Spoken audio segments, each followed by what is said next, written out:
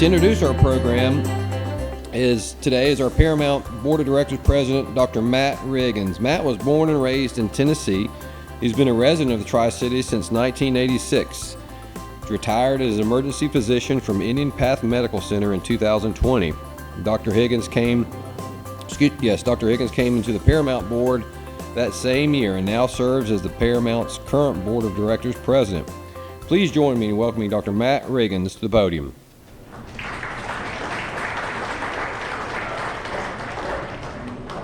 Good morning, and on behalf of the Paramount Theater, thank you very much for the opportunity of appearing here this morning to give a brief presentation of what we have in store, what we have done, where we are headed. With me today are several members of our Board of Directors. At this table over here, we have David Grace. David, if you could please stand and wave at everybody, please. He is a native of Bristol and a long-term realtor in the area, and he also has served is serving as our immediate past president of the Board of Directors. We also have with us John Luttrell. He is a board member serving our community as a director of community relations for the city of Bristol, Tennessee. We have Paul Conco, who is chairman of the Bristol Planning Commission, and we've been very fortunate to have him on the board. And in the back somewhere, we have a member of our staff, Allie Ingram. Allie, if you could stand up and wave at everybody. We are very fortunate to have Allie. She is our multi-talented executive assistant and is serving today as our IT coordinator. So as you can see, she is multi-talented. And finally, we have Bill Fletcher, who will be doing the actual presentation. Bill is our newly appointed Chief Executive Officer. He was hired as our first CEO in January of this year and has already made a significant impact as we reorganize our venue. He grew up locally on a 200-acre dairy farm in Nicholsville, Virginia, graduated from ETSU, and lived in Nashville for approximately 40 years, where he founded and ran a strategic communication firm, where he worked in 47 American states, as well as Australia, China, Europe, and Africa. He moved back to the Mountain Empire 2 years ago and was unanimously appointed by the Board of Directors as our CEO in January. So, distinguished members of the Chamber, I give you the CEO of the Paramount Bristol Theater, Bill Fletcher.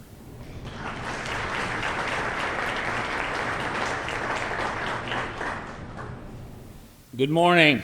Good morning. Thank you, Dr. Riggins. I appreciate that. Thanks to the President Reinhardt and the staff of the Chamber, Amy Shuttle and others, for allowing us to come here today. I asked Dr. Riggins to emphasize the fact that I grew up here because I would not be the first person in my family, and probably not the first person in this room, to say he ain't from around here. A common phrase in my family.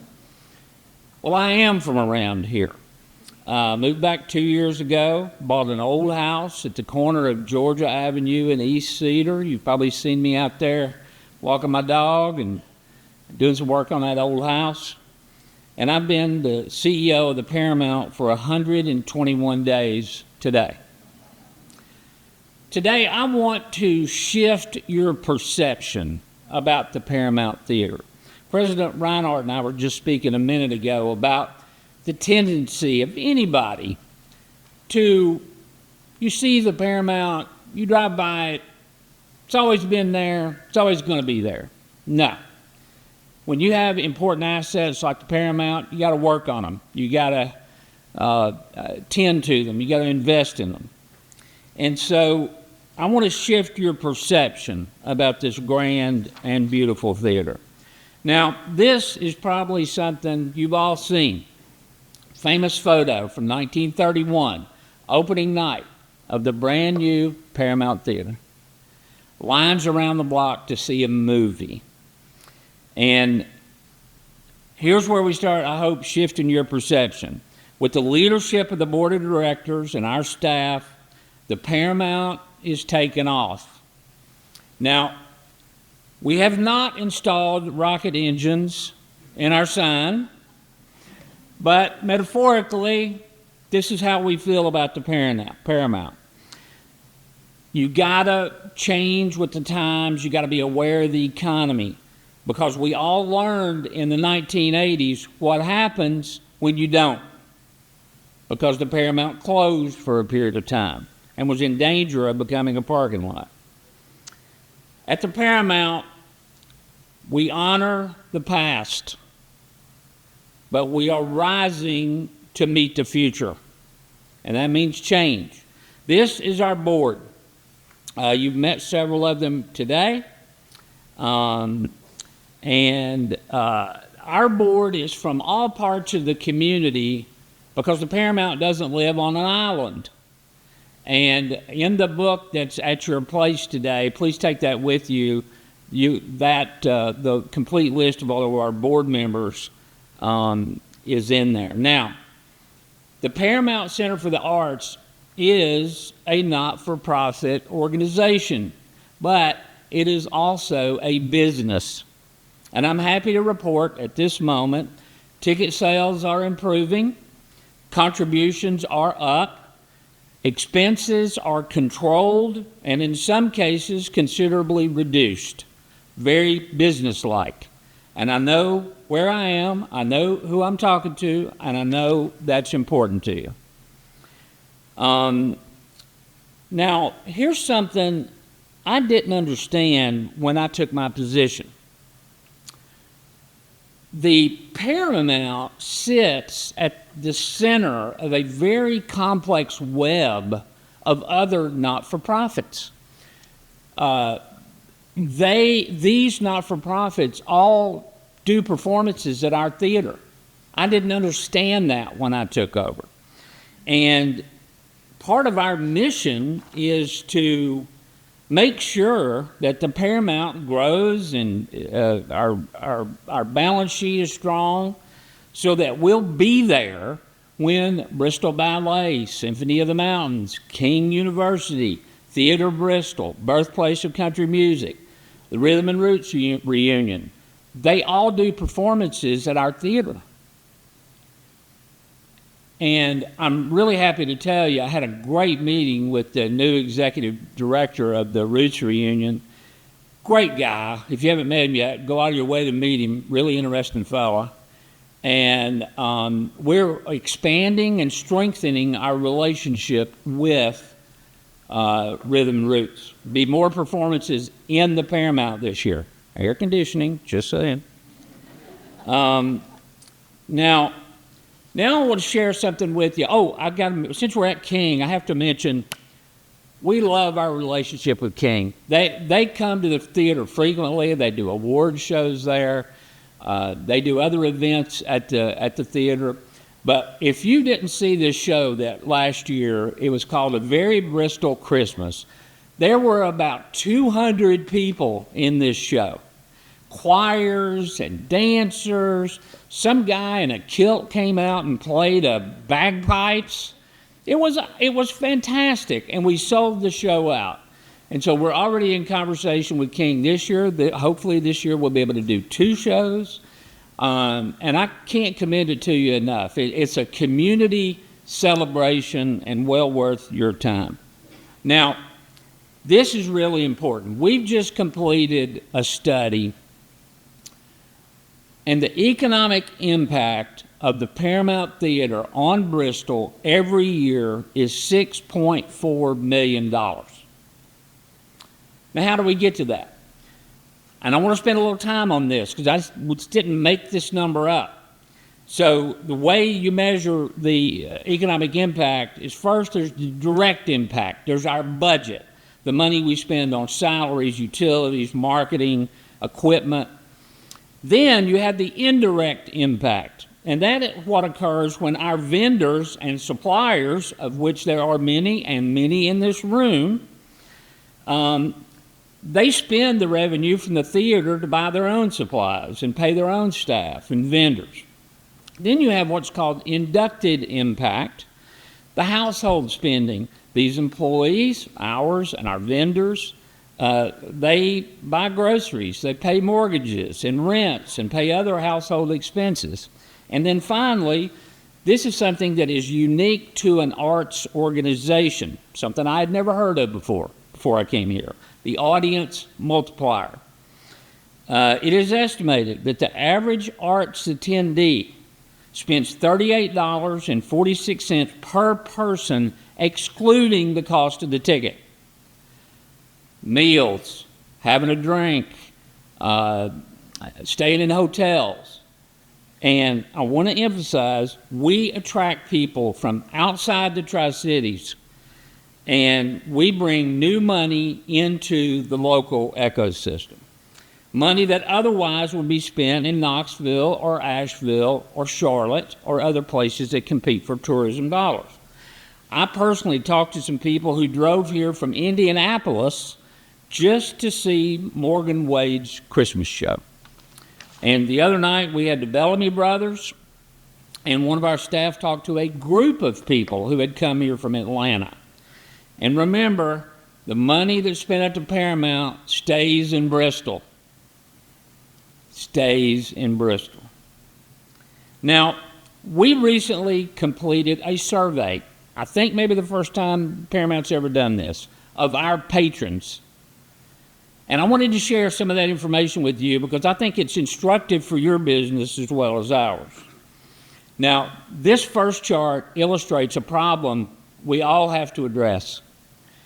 When we ask people, how often do you come to downtown Bristol? About 3% said daily. About 10-12% said 2 or 3 times a week. About 20% said a few times a month.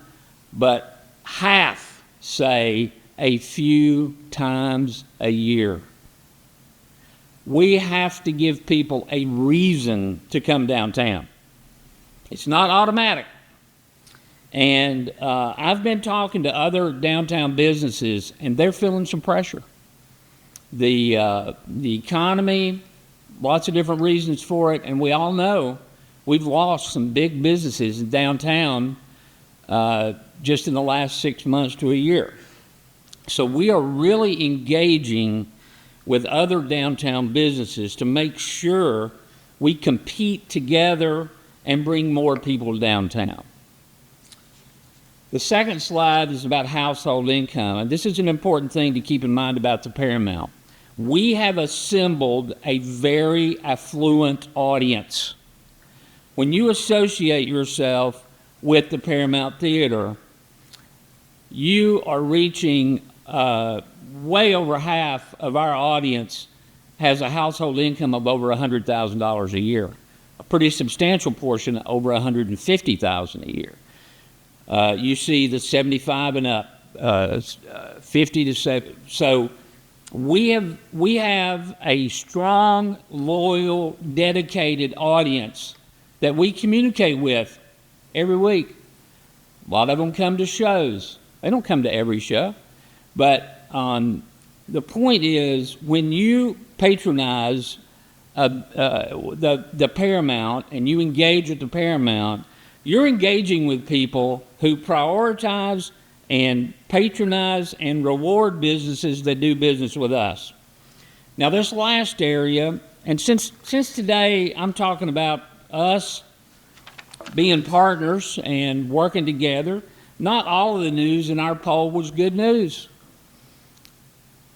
A big portion of our audience is over 65. Another big chunk is over 55.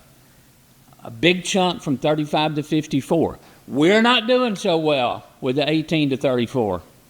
And we need to do better with that.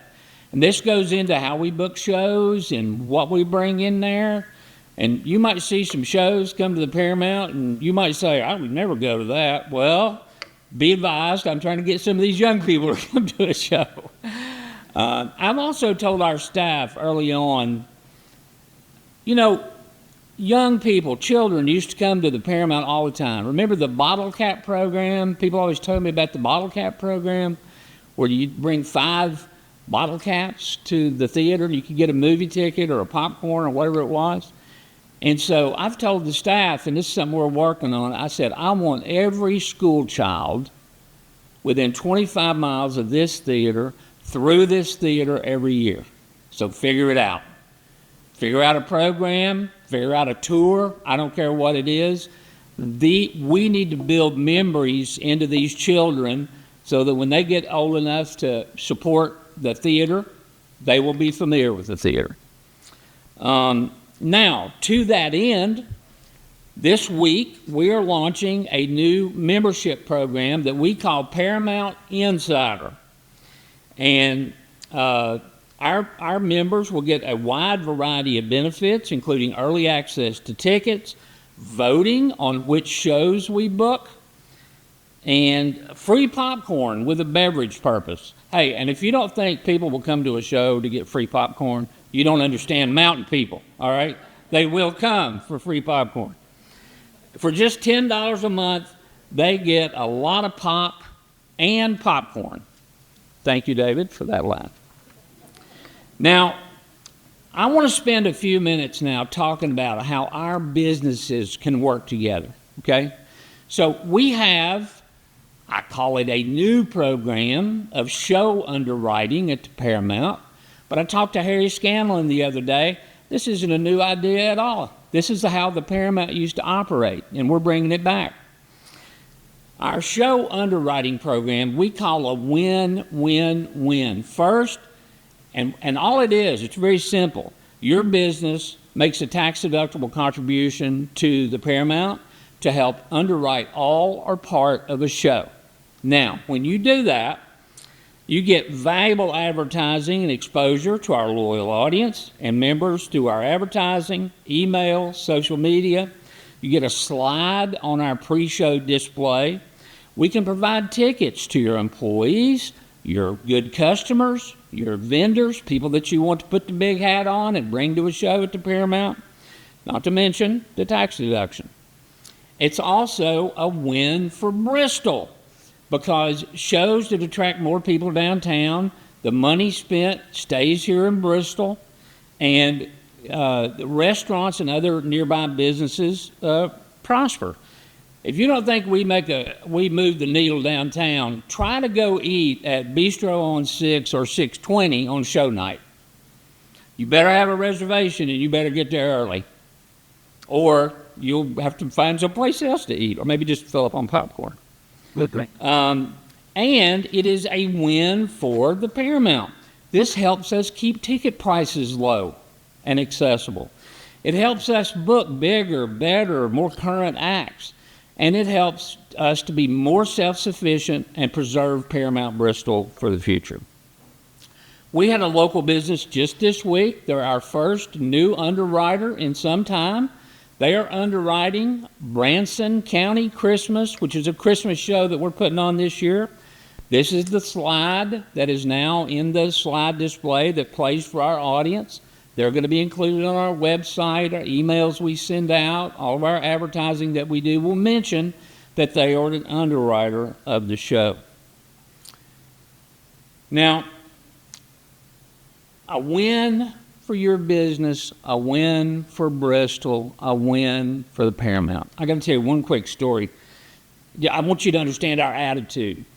Amy Bristol, who's our Chief Development Officer, and I had a meeting about 2 weeks ago with a local business owner.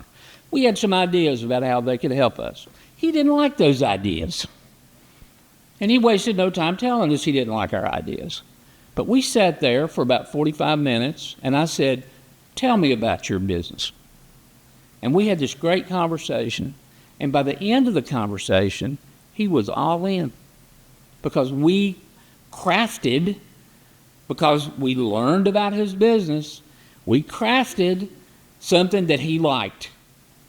And then to my delight, at the end of it, he said, "And I'll do that other thing too."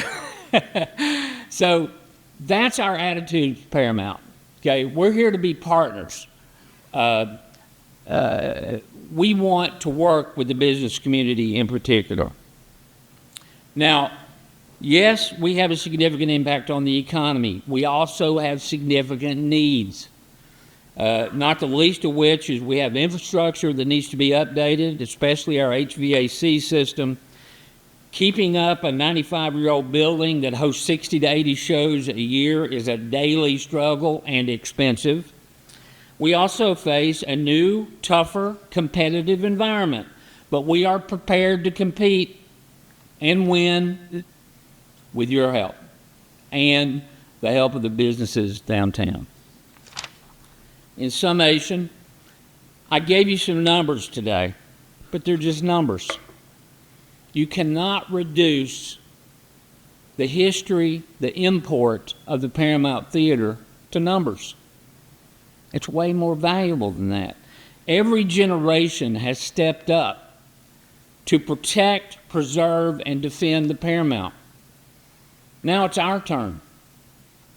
What will be our shared legacy?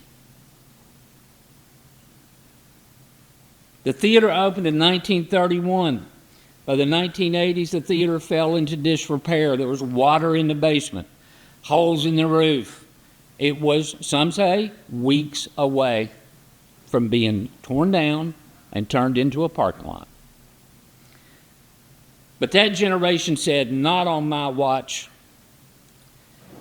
This is a picture not a lot of people have seen. This is during the reconstruction in the late 1980s. They tore the whole back off the building, and that's why we have a big stage, because before we had a little movie stage. It was about 10 feet, 12 feet deep. Whoop, did my thing go out? Okay. So I love this picture.